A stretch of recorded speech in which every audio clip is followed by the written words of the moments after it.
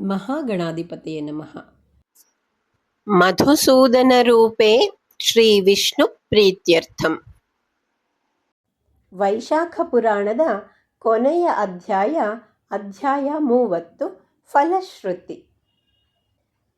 ವಸುದೇವಸುತಂ ವಂದೇ ಕಂಸಚಾಣೂರಮರ್ದನಂ ದೇವಕೀ ಪರಮಾನಂದಂ ಕೃಷ್ಣ ಸೇವೆ ಜಗದ್ಗುರುಂ. ಶ್ರುತದೇವನು ವೈಶಾಖ ಮಾಸ ಮಹಾತ್ಮೆಯನ್ನು ಸಂಪೂರ್ಣವಾಗಿ ತಿಳಿಸಿ ಈ ಮಾಸದ ಶುಕ್ಲ ಪಕ್ಷದ ತ್ರಯೋದಶಿ, ಚತುರ್ದಶಿ ಮತ್ತು ಹುಣ್ಣಿಮೆಗಳು ಅಂತ್ಯ ಪುಷ್ಕರಣಿ ಎಂದು ಪ್ರಸಿದ್ಧವಾಗಿ ಅನಂತ ಫಲದಾಯಕವೆನ್ನುತ್ತಾರೆ.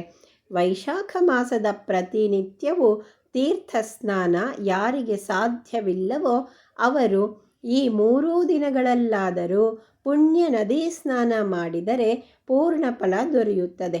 ತ್ರಯೋದಶಿ ದಿನ ದೇವತೆಗಳು ಸಕಲ ಪ್ರಾಣಿಗಳನ್ನು ಆಶೀರ್ವದಿಸುತ್ತಾರೆ.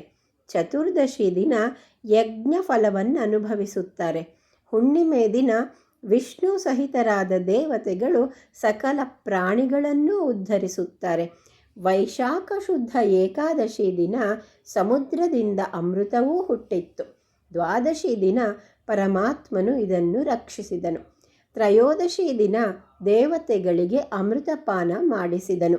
ಚತುರ್ದಶಿ ದಿನ ದೈತ್ಯ ಸಂಹಾರ ಮತ್ತು ಹುಣ್ಣಿಮೆಯ ದಿನ ದೇವತೆಗಳಿಗೆ ಸಾಮ್ರಾಜ್ಯ ಪ್ರಾಪ್ತಿಯಾಯಿತು. ಸಂತುಷ್ಟರಾದ ದೇವತೆಗಳು ವೈಶಾಖ ಮಾಸದ ಈ 3 ದಿನಗಳಿಗೆ ವರಗಳನ್ನು ಕೊಟ್ಟರು. ಕೊನೆಯ ದಿನವಾದ ಹುಣ್ಣಿಮೆಯು ಪುತ್ರ ಪಾತ್ರಪ್ರದವಾಗಿದೆ. ಆ ದಿನ ಮಾಡಿದ ಪಾಯಸ ದಾನ ಅಶ್ವಮೇಧ ಯಾಗದ ಫಲ ಕೊಡುತ್ತದೆ. ಈ 3 ದಿನಗಳಲ್ಲಿ ವಿಷ್ಣು ಸಹಸ್ರನಾಮವನ್ನು ಪಠಿಸಿದರೆ ಅಪಾರವಾದ ಸಂಪತ್ತು ಮತ್ತು ವಿಷ್ಣು ಲೋಕ ಪ್ರಾಪ್ತಿಯಾಗುತ್ತದೆ. ವೈಶಾಖ ಮಾಸವನ್ನು ವ್ಯರ್ಥವಾಗಿ ಕಳೆದವರು ಪಾಪಿ ಜನ್ಮ ತಾಳುತ್ತಾರೆ.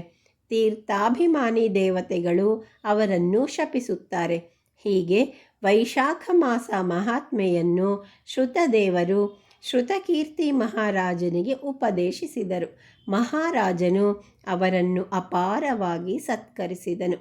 ನಾರದರು ಈ ಮಹಾತ್ಮೆಯನ್ನು ಅಂಬರೀಷ ಮಹಾರಾಜನಿಗೆ ತಿಳಿಸಿದರು.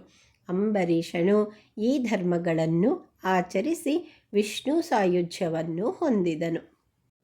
ವೈಶಾಖ ಪುರಾಣವನ್ನು ಯಾರು ಶ್ರದ್ಧೆಯಿಂದ ಪಠಿಸುವರೋ, ಯಾರು ಶ್ರದ್ಧೆಯಿಂದ ಕೇಳುವರೋ ಅವರಿಗೆ ಸಕಲ ಸೌಭಾಗ್ಯಗಳು ದೊರೆತು ದೇಹಾಂತ್ಯದಲ್ಲಿ ಮೋಕ್ಷ ಪ್ರಾಪ್ತಿಯಾಗುತ್ತದೆ ಎಂಬಲ್ಲಿಗೆ ಸ್ಕಂದ ಪುರಾಣದ ನಾರದಾಂಬರೀಷ ಸಂವಾದದ ವೈಶಾಖ ಮಾಸ ಮಹಾತ್ಮೆಯ ಕೊನೆಯ ಅಧ್ಯಾಯವಾದ 30ನೇ ಅಧ್ಯಾಯವು ಸಂಪೂರ್ಣವಾಯಿತು.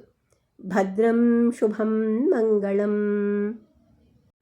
ನಾರಾಯಣಂ ನಮಸ್ಕೃತ್ಯ ನರಂ ಚೈವ ನರೋತ್ತಮಂ ದೇವೀಂ ಸರಸ್ವತೀಂ ವ್ಯಾಸಂ ತತೋ ಜಯಮುದೀರಯೇತ್.